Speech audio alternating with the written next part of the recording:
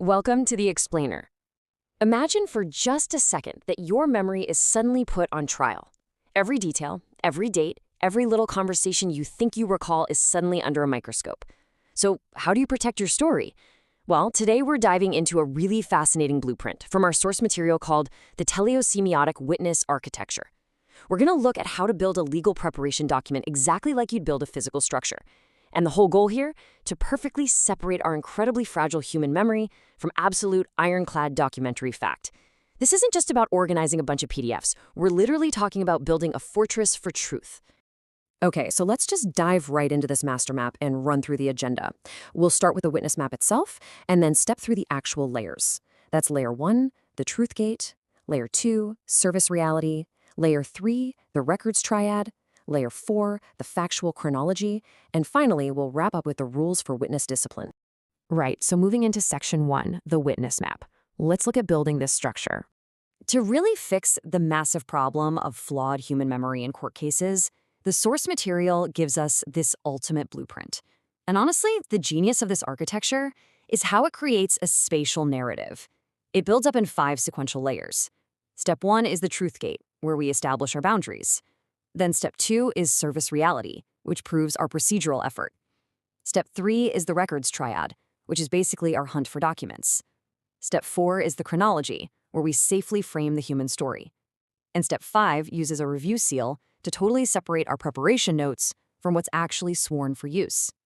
Okay, layer 1, the truth gate. Now, the truth gate is a literal architectural building block in the source design. By putting it right at the absolute front of the sequence, it establishes exactly where this procedural journey begins. Think of it as a strict filter. It's there to stop any unverified human memory from sneaking through and masquerading as absolute fact. This creates what the source actually calls a truth boundary. It's a structural marker that explicitly says, hey, this packet preserves my present memory, but actual court, police, and municipal records are going to control where they differ. And by stating that right out of the gate, it forces this immediate posture of caution, It protects your narrative from overstatement before you even start. You're basically acknowledging that at the end of the day, you have to bow down to what the source text brilliantly calls the paperwork gods. Moving on to layer 2. Service reality. So once we've established that initial caution, we really need to emphasize that a lawsuit isn't just some grievance floating around in someone's head. It's totally grounded in active, procedural effort. And placing this evidence second, that is a brilliant strategic move. It proves to a judge or whoever is reading that civil process is actively happening before anyone even gets to the messy human story. Let's break down the specific facts preserved in this layer. It logs a sheriff's service reply from June 16, 2026, aimed precisely at the city clerk or treasurer at 60 Pleasant Street. Notice it doesn't just vaguely say papers were served. It actually specifies the summons, the complaint, and the tracking order, and it firmly locks in that August 3rd deadline for the return of service. Highlighting these exact details proves your diligence way before you get into any subjective narrative. All right, layer 3, the records triad. This is where things get really interesting, because we have to categorize our search for absolute documentary truth. This triad acts as the anchor for the entire public records inquiry. It's literally the engine that seeks out those paperwork gods we talked about, transforming a broad personal grievance into a highly targeted hunt for documents. The triad actually divides the search into 3 very distinct entities. First up, the police for enforcement. We need their incident and dispatch records to prove what actually went down on the ground, plus things like no trespass orders and officer authority. Second, City Hall for authority. We're looking for records from the mayor or city clerk regarding any public access restrictions. And third, the library for origin and policy. We absolutely need their specific rules on exclusion, bans, due process, and the trustees. This matrix perfectly illustrates how abstract concerns are turned right into physical evidence. And this entire triad is driven by one guiding 3-part question from the source material. Who enforced it? Who authorized or maintained it? Who requested, originated, or governed it? Just thinking about that really emphasizes how this whole architecture stops your narrative from relying on just your personal memory. It literally forces you, as the witness, to look completely outside yourself for the factual basis, the legal authority, and the procedural scope of what happened. Which brings us to layer 4, the factual chronology. So you might be wondering, how do we map the messy human experience within all this rigid structure? Well, notice that the human story doesn't even begin until we hit layer 4. This layer safely houses the actual sequence of events regarding this library trespass case. But because it's sitting inside our truth boundaries and comes right after our record search, your memory is completely protected from being misread as absolute finalized fact. The sequence traces the events really organically. It starts pre-May with the initial no trespass paperwork being served away from the library. That leads right into May 1st, showing the attempt to find some recourse with City Hall and the mayor. Then we push into May 5th, seeking authority and appeal information. And finally, the human story weaves right back into procedural reality, tracking that June 16th sheriff reply and the August 3rd deadline. It just beautifully merges the human experience with the strict legal timeline. Okay, Section 6. Rules for Witness Discipline. Look, a map is only as good as the person navigating it, right? And this architecture demands a very specific vocabulary. There is a vital, absolutely crucial difference between inappropriately arguing the law and truthfully stating a factual memory. For example, saying they violated due process is a legal conclusion that doesn't belong here at all. But saying, I do not remember receiving a clear written appeal process, well, that is a bulletproof, factual witness sentence. It preserves your accuracy and severely cuts down on any overstatement. To keep you disciplined, the architecture equips you with 5 highly effective, what we call witness-safe verbs. You use I remember only for direct, clear recollection. You use I understood to describe what an event meant to you in that specific moment. Use I believe for a memory that definitely needs document confirmation. Now, when it comes to exact dates, exact speakers, or exact wording, you strictly use I need records to confirm. And finally, you can use my present understanding is when you need to give a cautious summary. Using these verbs is a total game changer. It ensures accuracy and completely prevents those dangerous overstatements if you're ever in a deposition. To sum up the ultimate purpose of this master architecture, we can look right at this core sentence from the source design. This integrated packet is a witness map of memory, record seeking, service effort, and unresolved verification. It is specifically designed to help the user prepare, organize, and consciously avoid overstating facts before the official records actually arrive. It's honestly just a system of profound intellectual humility mixed with incredible strategic strength. So I'm going to leave you with this final thought. We rely on our memories every single day, right? We just assume they're these flawless recordings of the truth. But in a high-stakes legal environment, memory alone is incredibly fragile. If your memory of a critical event was challenged today, how well would it actually stand up against the paperwork gods? By employing this architectural mindset, literally separating what you remember from what the documents actually have to prove, you can build an unbreakable map of the truth. Thanks so much for joining me for this explainer, and keep learning. All right, welcome to the explainer. Today we're looking at a totally different kind of architecture, not buildings or bridges, but the meticulous blueprint of a master legal preparation packet. We're going to explore exactly how you can take raw, scattered evidence and flawed human memory and transform the whole shebang into a perfectly organized, impenetrable fortress of facts. Okay, let's dive right into this. Think about the central problem at the heart of literally any legal showdown. How do you prepare to testify or give a deposition when human memory is inherently squishy? It fades, it's subjective, it plays tricks on us. But the law? The law demands absolute, exact facts. If you rely solely on what you think you remember, you risk overstating the truth and totally destroying your credibility. So the solution really lies in how you organize your preparation. So here's our map for today. First, setting the truth gate. Second, proving service reality. Third, the public records triad. Fourth, structuring the factual chronology. And finally, the rules for witness voice. All right, part 1, setting the truth gate. This first boundary we're looking at is arguably the most critical piece of the puzzle. Now, the source material refers to the system as the teleosemiotic witness architecture. I know, it sounds super academic, but really, just think of it as a highly structured sequence design. Instead of a messy, confusing folder of random PDFs and emails, this architecture organizes a prep packet by building physical metaphors directly into the paperwork. It uses layers, anchors, and gates to turn your raw evidence into a fully navigable witness map. Right at the very start of this map is what the architecture calls the truth gate. And honestly, it's brilliant in its simplicity. This is the first protective boundary. Before a single fact is stated, before any story is told, this gate drops down on page 1, to literally, physically stop a witness from overstating facts. It establishes the rules of engagement for every single thing that follows. Now, what's really interesting about this slide is the sheer contrast it sets out. Subjective memory, what the witness simply believes they recall, is framed strictly as, I remember. But to counter that, we have the official records. We're talking court records, police reports, city hall documents. The truth gate declares upfront that records control where they differ from memory. It instantly separates what you think happened from what documents actually prove. To keep this boundary completely secure, the architecture uses a source checkpoint. It lists the exact files used, their roles, page counts, and specific SHA-256 hash prefixes. Now, if you're not familiar, those hashes are basically unique digital fingerprints for every single file. But actually, scratch that. Here's a really important distinction from the source material. These hashes are used merely as organizational markers to show which local files were assembled. They aren't formal legal authentication. Formal authenticity still has to come from the original certified records. As the source dryly notes, even hashes most bow before the paperwork gods. And here's what that technical tracking actually looks like in practice within the integration manifest. By explicitly mapping out these exact digital blocks, like design, create, develop here, the document keeps its foundation flawlessly organized before we even touch the messy human narrative. It's all about establishing total structural control. Moving on to Section 2, Proving Service Reality. With that truth gate locked in, we transition to Layer 2.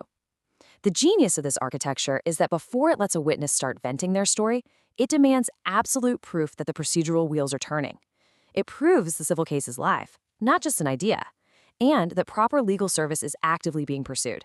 It puts the evidence of that effort right out there. Look at this. A sheriff service reply from Deborah Nunez, the specific service target identified as the city clerk or treasurer, the exact papers named like the summons and complaints, and it tracks the absolute hard deadline of August 3rd, 2026.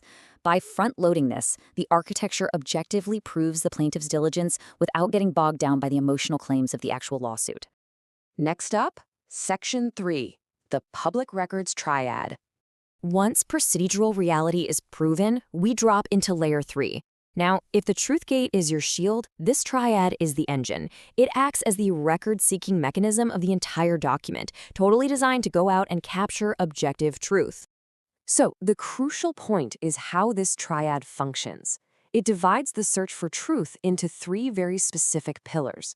You request police records to figure out who enforced an action and under what authority. City Hall records prove municipal authorization because, let's be real, nothing happens in a city without a paper trail somewhere. And library records are targeted to find the origin of policies and due process rules. The goal here is a real game changer. It transforms a broad, messy grievance into a highly specific inquiry directed at distinct record custodians. It just completely lifts the burden of proof off human memory. All right, Section 4, Structuring the Factual Chronology. Only after the boundaries are set, the procedures proven, and the records requested, does the story actually begin. Here in Layer 4, the core narrative timeline finally takes shape. And to show us how this works, our source material uses a specific municipal library ban case strictly as the underlying architectural example. Following this example timeline, you see a clear sequence. Pre-May 1st, no trespass paperwork is served. May 1st, recourse is sought at City Hall. Follow-ups happen on May 5th, court filings in June, right up to isolating unresolved facts on June 19th. What's cool is how neutrally the architecture presents this. It's not arguing the case or endorsing the plaintiff's viewpoints. It's simply demonstrating how to map events cleanly, listing what happened, what was filed, and identifying exactly which facts are still unresolved, and waiting on those public records. Finally, Section 5, Rules for Witness Voice. Now that the timeline is built, how should the witness actually speak? Well, this brilliantly illustrates the core philosophy. Look at the left. An emotional conclusion like, they violated due process. That is incredibly dangerous to say in a deposition. Instead, look at the right. A discipline statement like, I do not remember being given a clear written appeal process. That preserves accuracy and completely reduces overstatement. To maintain this level of discipline, the architecture gives you strict verbs to use. I remember is only for direct recollection. I understood is for what the event meant to you at that time. I believe signals a memory that might need confirmation.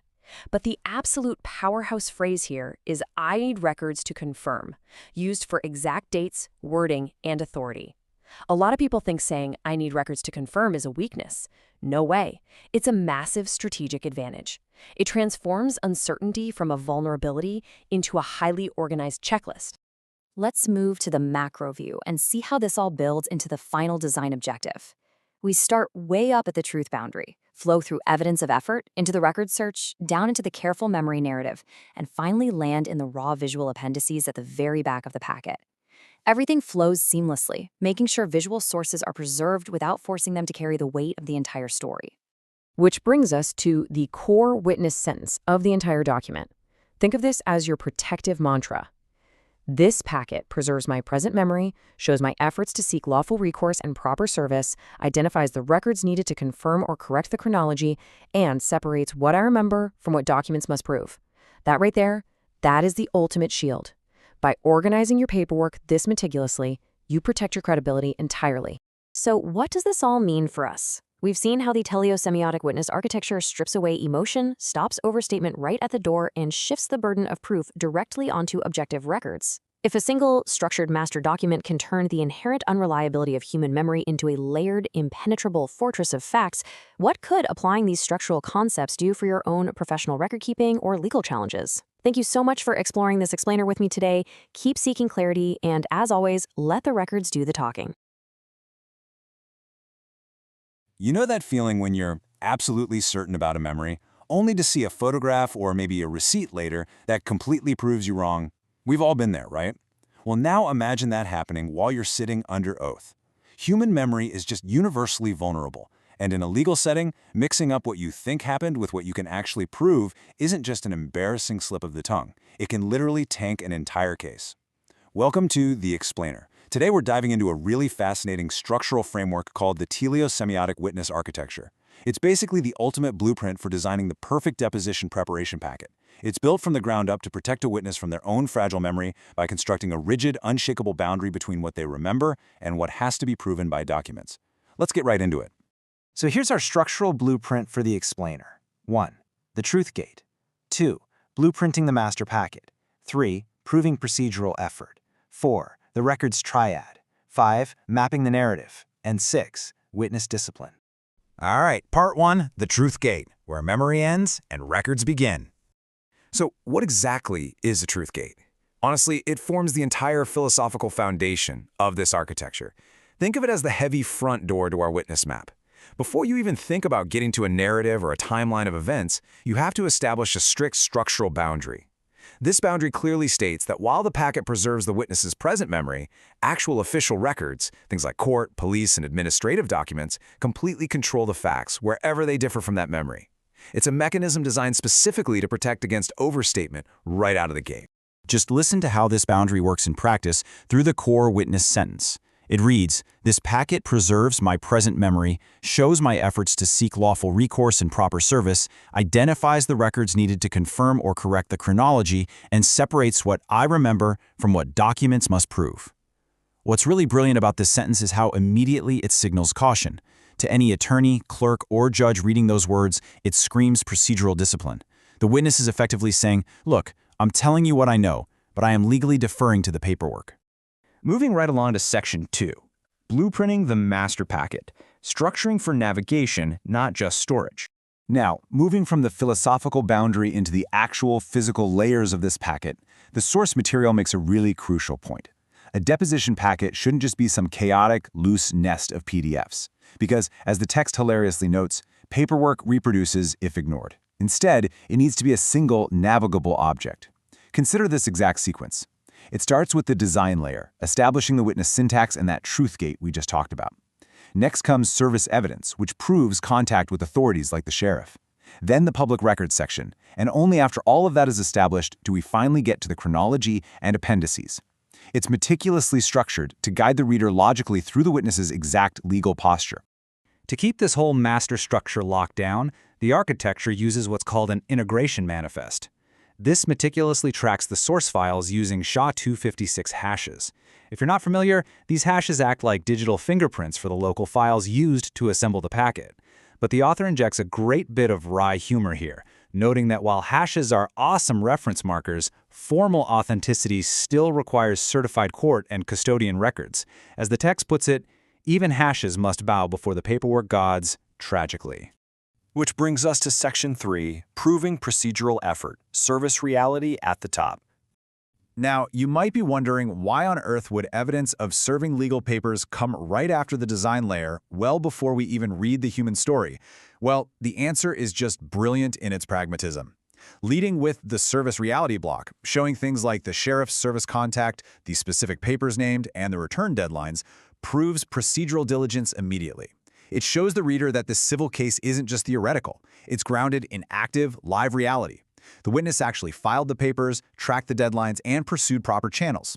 It establishes immense credibility before a single chronological event is even mentioned. Section 4. The records triad, triangulating the truth. So how do we actually hunt down those unresolved facts? Well, the truth gate transitions logically and directly into the records triad. Once the witness acknowledges their memory is imperfect at the gate, they are naturally funneled into a highly organized search for official documentation. You aren't just guessing at the facts anymore, you systematically target the exact entities that hold the proof. The source text uses a really specific civil matter involving a Newburyport library exclusion as a prime example of this triad in action. Notice how it breaks down perfectly. You don't just blast out one vague request. You target the police to find the enforcement records, like the incident reports and no trespass orders. You target City Hall for the authority records, meaning what did the mayor or city clerk actually authorize?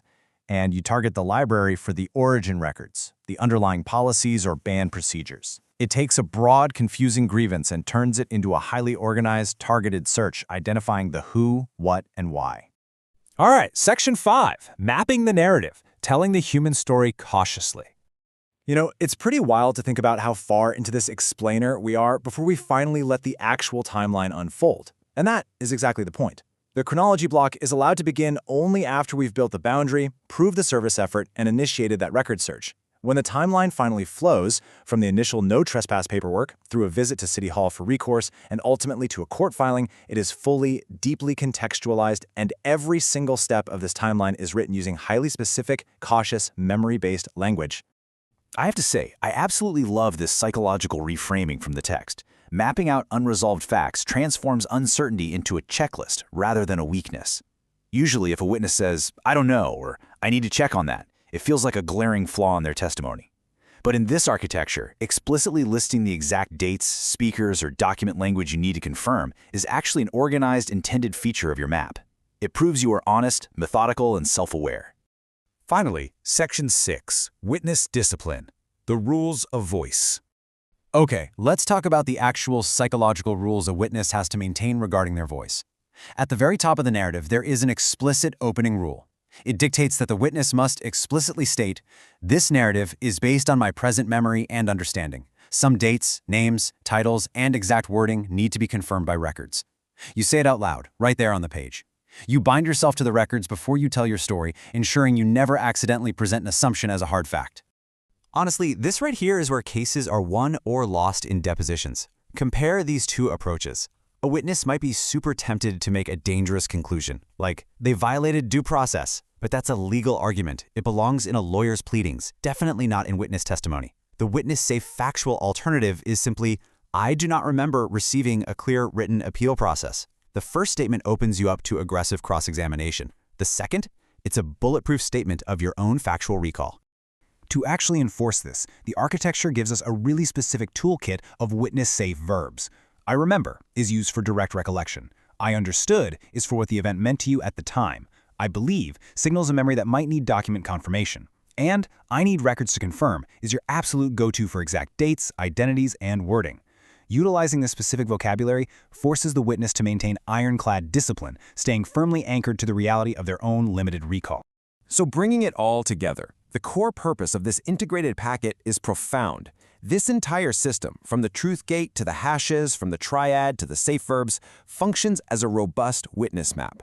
It is meticulously designed to help a user prepare, organize, and completely avoid factual overstatement long before the official records ever even arrive on their desk.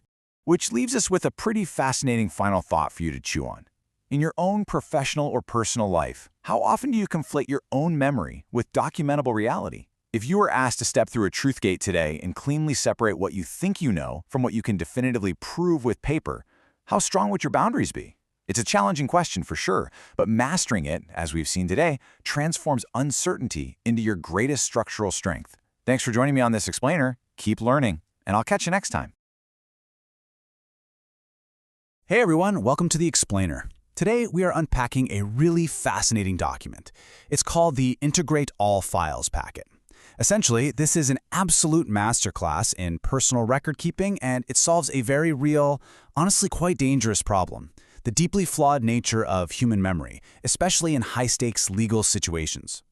We're going to be looking at this through the specific lens of Dylan Edward Thompson's civil case against the city of Newburyport. But honestly, the structural lessons here, they apply to literally anyone trying to bulletproof a complex sequence of events. So let's jump right in. Right at the core of this entire architecture is one crucial sentence. It reads, "This packet preserves my present memory, identifies the records needed to confirm or correct the chronology, and separates what I remember from what documents must prove." That right there is the whole philosophy. It hits the nail on the head regarding why we absolutely need a system that draws a hard line between what we think we remember and what physical documents can actually prove. Because let's face it, memory is fragile. Claiming absolute certainty without the paperwork to back it up, total recipe for disaster. And that's because relying solely on your present memory during a deposition, or any legal proceeding really, is a massive trap. What we need is what the author calls a teleosemiotic witness architecture. Now, I know that sounds like a mouthful, but it simply means having a definitive, purpose-driven blueprint to navigate the truth without accidentally stepping into falsehoods. It's about explicitly putting your human memory in one box and official, verified proof in another.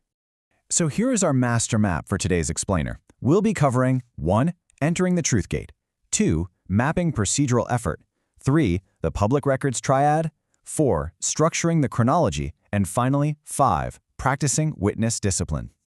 Okay, starting with Section 1, Entering the truth gate.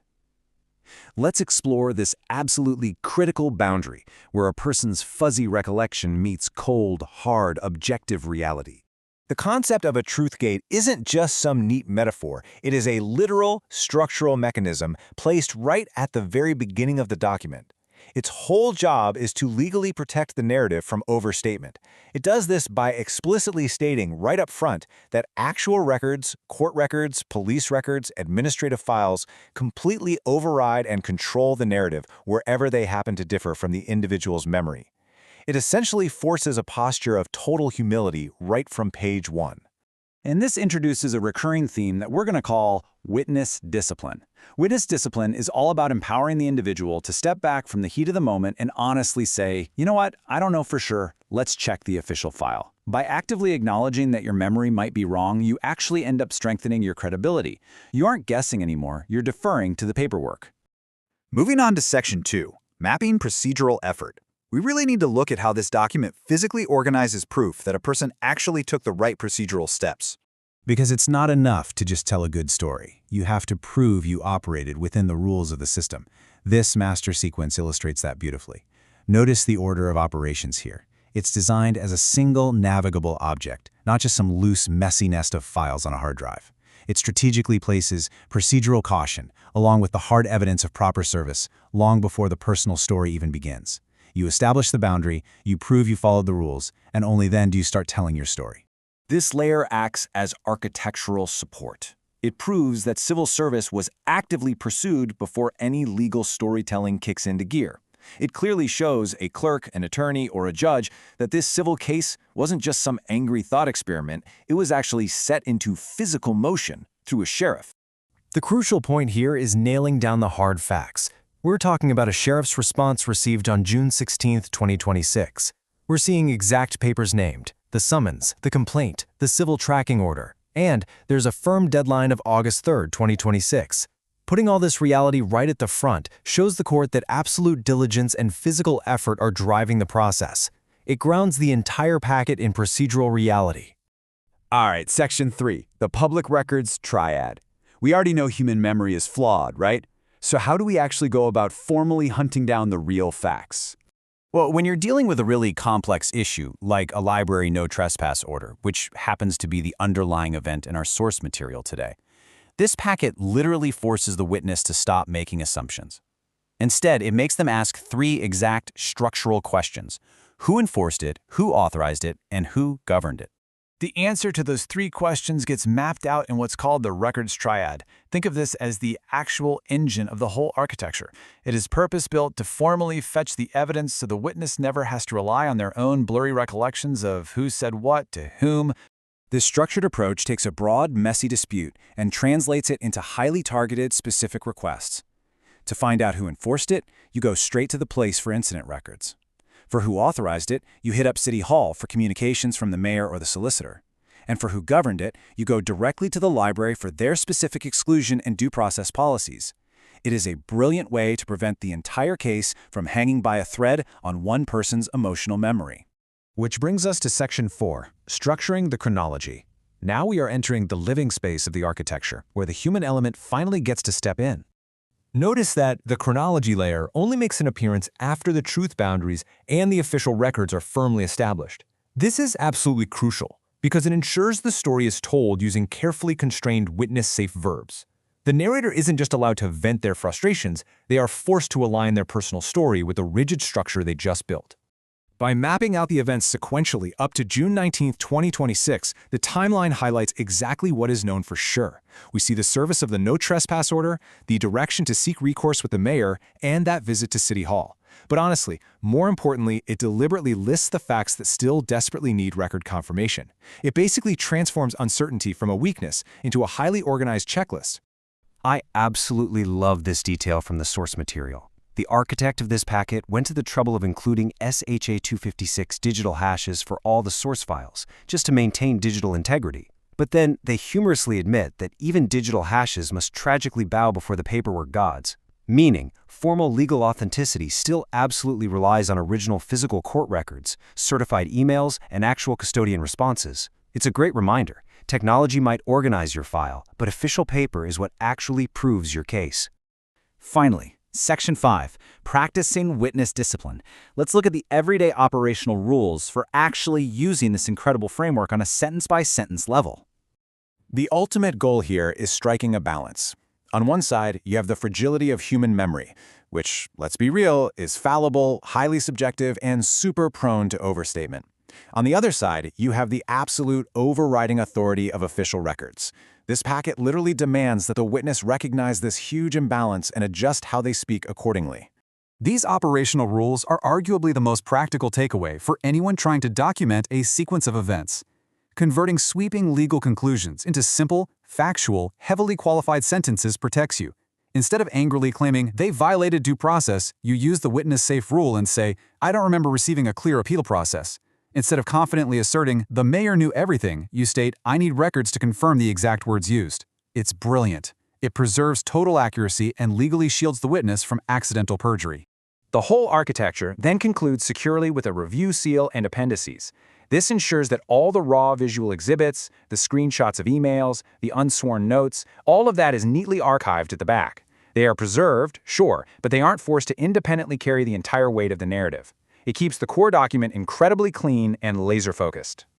So here is the big takeaway. If memory fades and paperwork reproduces, how structurally sound is the foundation of your personal truth? This document proves that in the eyes of the system, what you passionately remember matters far, far less than how precisely you categorize what you don't know. The Integration All Files packet is just a masterclass in humility and organization. So as you think about your own record keeping, ask yourself, what is your strategy for separating your memory from absolute proof? Thanks so much for joining me on this explainer, and I really hope this architectural approach to truth helps you structure your own information better in the future. Welcome to The Explainer. I am so thrilled you're here with us today. Look, we're tackling a massive, incredibly high-stakes tension that sits right at the very heart of our legal system. Think about it. On one hand, you have the absolute fragility of human memory. You know, how our recall naturally shifts, fades, and sometimes completely tricks us over time. And then, on the other hand, you have the unforgiving, concrete permanence of legal records. So when a witness's fuzzy, shifting memory collides with hard legal documents, the results can be, well, literally catastrophic for a case. But what if we could actually build an architecture to prevent that collision from ever happening?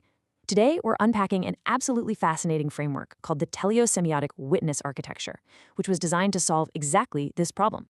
So here is our architectural blueprint for today. We'll cover 1. The witness memory problem, 2. Designing the truth gate, 3. Layering procedural evidence, 4. The records triad, 5. Factual chronology and uncertainty, and finally 6. Rules of witness discipline. Let's get right into it. Section 1. The witness memory problem.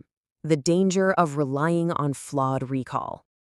Okay, let's dive into this. The entire foundation of this architecture begins with a pretty stark realization, which is that pure, unanchored human memory is incredibly dangerous in a legal setting.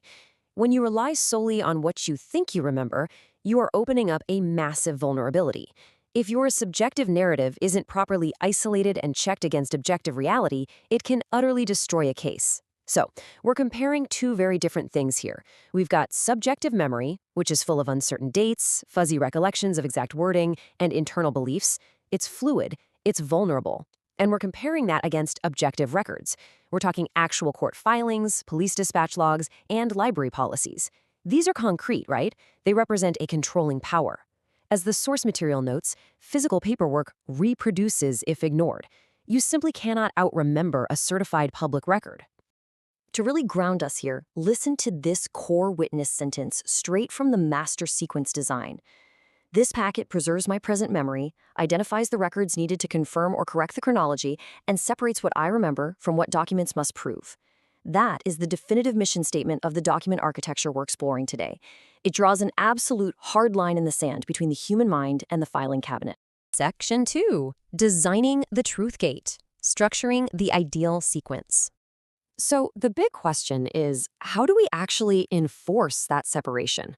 Well, we do it by designing what the source text calls the best imagined sequence.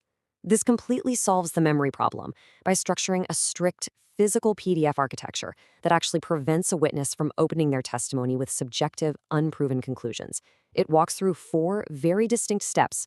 First, we establish a truth boundary. Second, we prove procedural effort. Third, we show the records search. And only fourth, at the very end of the line, do we introduce the memory narrative. Notice the strict logic here. This sequence forces caution first, diligence second, and the actual human story third. Now, what's really interesting about this is how the truth gate functions as the absolute foundation. This is layer 1. Before a single event is even described, this boundary explicitly states that all human memory must bow to the documents. It basically sets the baseline rule for the whole thing. Memory is marked, sure, but records control wherever they happen to differ. All right, moving to layer 2 to see how this builds. This is the service reality layer. Placing this right after the truth gate proves active procedural diligence. By putting sheriff service contacts, service addresses, and strict return deadlines right up front, the architecture proves to whoever is reading it that this is a live, active legal matter. It's not just some theoretical complaint. And it establishes all of this before any story is even told. Next up, we hit layer 3, the records triad. You can kind of think of this as the critical engine of the entire packet.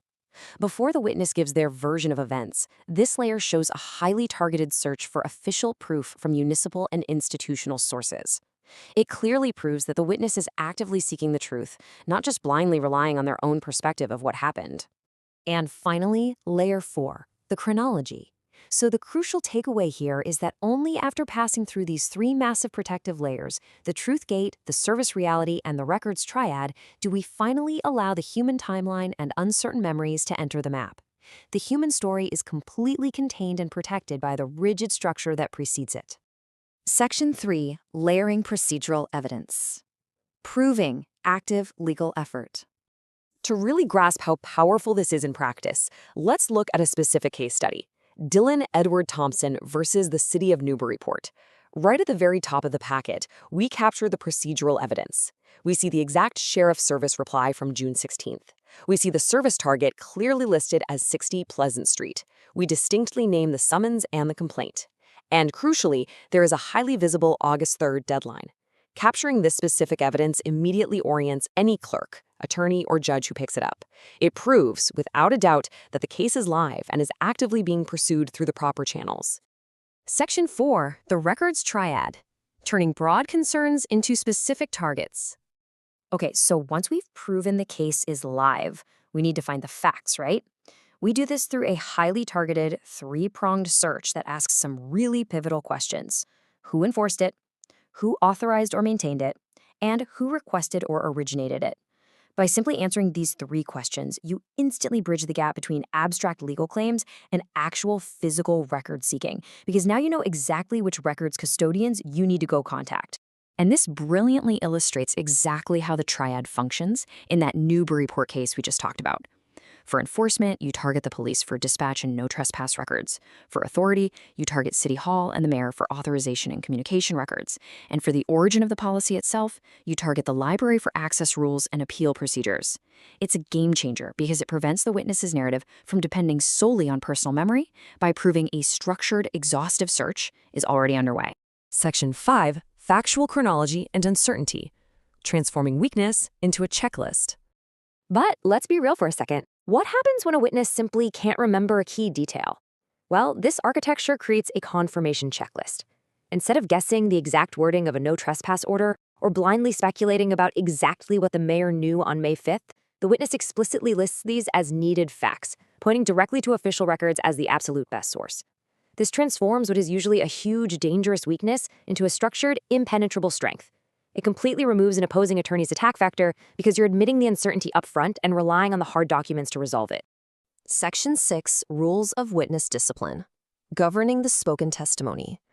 Ultimately, this entire PDF structure dictates how a witness actually speaks when they're sitting in the deposition chair, ensuring the protection of the document extends all the way to their spoken testimony. And the difference in discipline is just stark.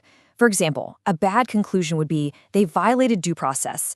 That is a dangerous, highly argumentative legal conclusion that a witness is rarely, if ever, qualified to make. But the architecture-guided sentence, it sounds like this: I do not remember receiving a clear written appeal process. Wow, right?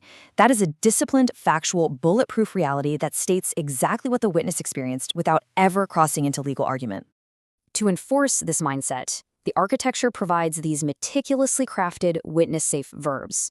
I remember is for direct recollection. I understood captures the meaning at the time.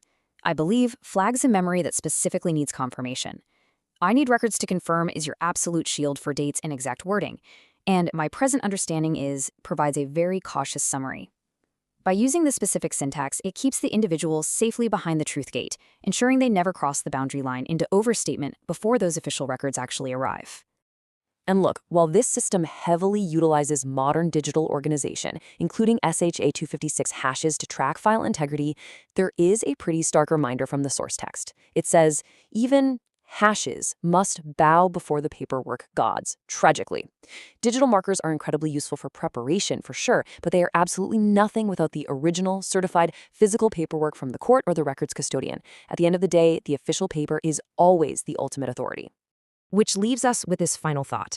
We've seen how the teleosemiotic witness architecture builds an impenetrable wall between flawed human recall and objective legal reality. So how could standardizing human memory with this rigid architecture change the outcome of our everyday legal battles? If every witness separated what they actually remember from what documents must prove, the clarity in our courtrooms would be absolutely revolutionary.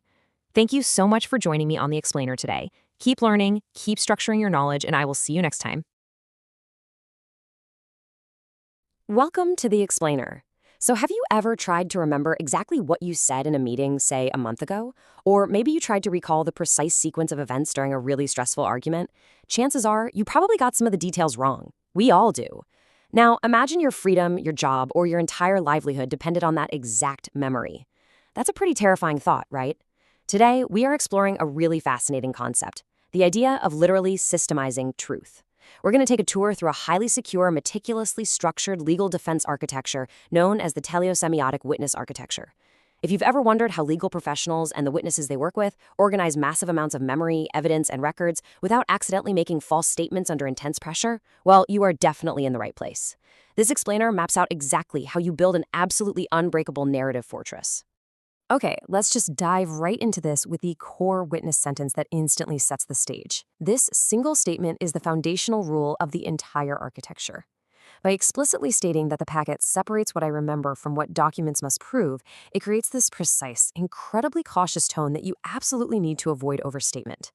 Think about it for a second. Human brains are fundamentally wired to just fill in the blanks when we can't remember something perfectly. We don't even realize we're doing it. And that is absolutely deadly in a legal setting, where one incorrect guess can completely destroy your credibility. This statement signals to anyone reading, a judge, a clerk, an opposing attorney, that the witness understands the profound vulnerability of human memory. We are explicitly separating the flawed human mind from the cold, hard proof of what documents must prove. Here is our master sequence for this explainer. 1. The witness map concept. 2. Establishing the truth gate. 3. Mapping procedural reality. 4. The records triad. 5. Structuring the chronology. And finally, 6. Witness discipline rules. All right, stepping right into Section 1, the witness map concept, navigating memory and facts. So, we're going to treat this explainer like a tour of a highly secure fortress, unpacking the overarching structure layer by layer. We start with the core concept.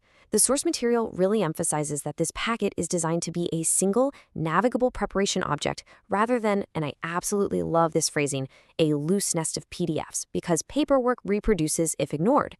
It's so true. It's not just a digital folder. It's a navigational tool purposefully designed to separate subjective human memory from strict, verifiable municipal and police records. The whole foundation relies on what the source calls an integration manifest. This is where the structural integrity begins. The architecture tracks local source files, like the 13-page design document and the 116-page narrative block, using SHA-256 cryptographic hashes. Now, if you aren't familiar with those, just think of these hashes as unbreakable digital fingerprints for your files, so absolutely nothing can be secretly altered. But the architecture is incredibly self-aware. It notes that while these digital fingerprints show which local files were assembled, formal authenticity still comes from official custodians. As the source text notes, even these high-tech hashes must ultimately bow before the paperwork gods of actual court and certified records. Moving right along to Section 2, establishing the truth gate, the very first boundary. Now we move to the first actual layer of our structural blueprint, which the architecture refers to as the truth gate. This is where the document actively protects the witness from their own fallibility. The crucial point here is that this truth gate acts as an immediate boundary before the story is even told. It explicitly states that official police, municipal, and court records control the narrative wherever they happen to differ from human memory. So for example, if you swear up and down you remember a critical meeting was at 3 p.m., but the official timestamp on a municipal email says 4 p.m., the truth gate forces you to defer to the record right from the start.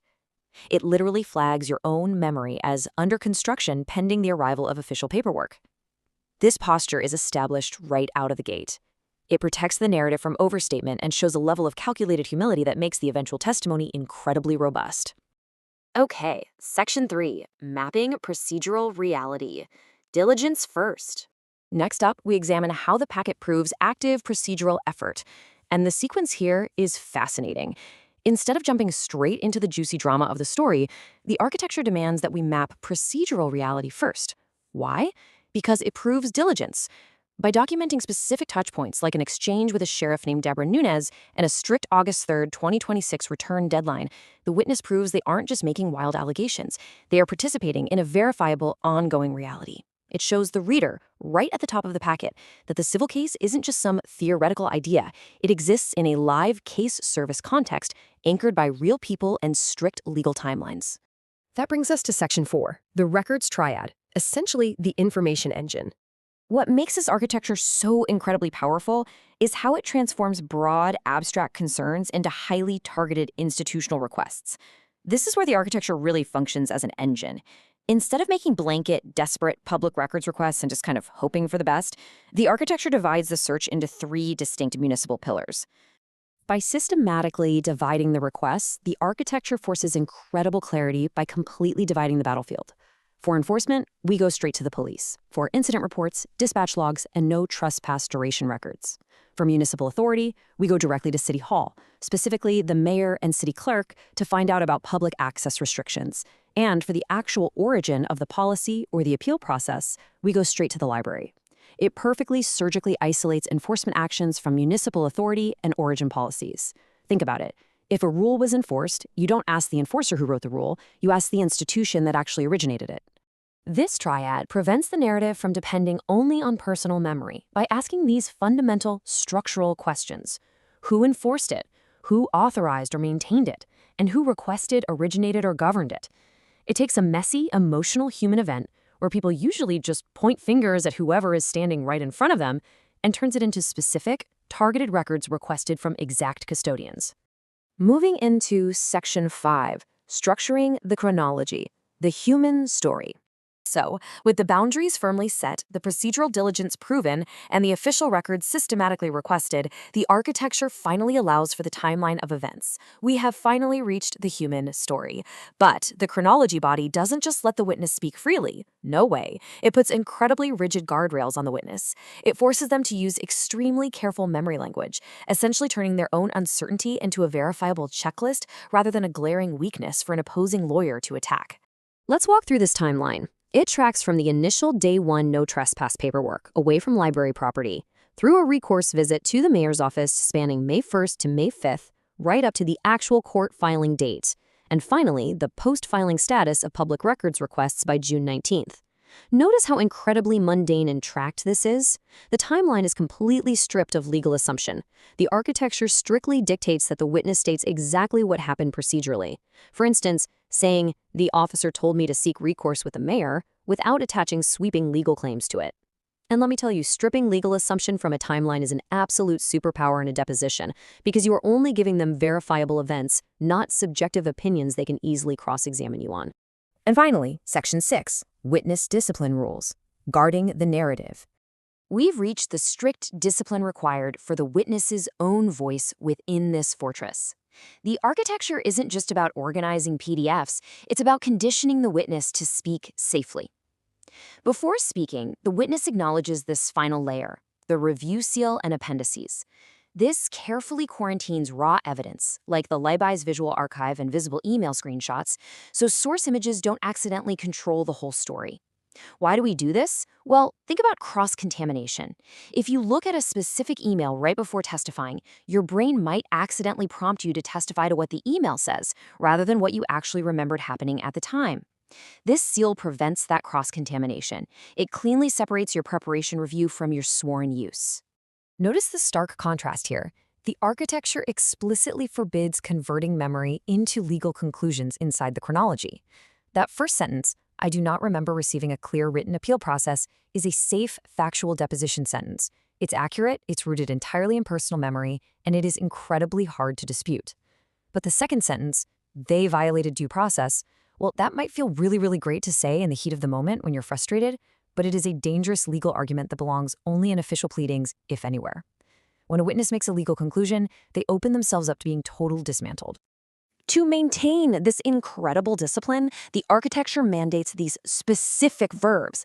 These are literally the only witness-safe verbs allowed in the fortress. No dramatic TV-style "I swear on my life" declarations, just calculated humility. You use "I remember" for direct recollection. "I understood" for what an event meant at the time. "I believe" for memories needing confirmation. "I need records to confirm" for dates and exact wording. And "my present understanding is" for cautious summaries. This deliberately and severely reduces the risk of overstatement, anchoring the witness to psychological reality. Seriously, if you take away anything from this explainer, remember this core recommended phrasing from the architecture's guidelines. I need records to confirm the exact date, exact speaker, exact words, and exact document language. It is concise, relentlessly truthful, and incredibly hard for an opponent to distort. It acknowledges human limitation as a structural strength rather than a liability. I want to leave you with a final thought on how we process reality. When the stakes are incredibly high, and when a simple forgotten municipal email can completely blow up your entire recollection, shouldn't we all be building our own witness maps?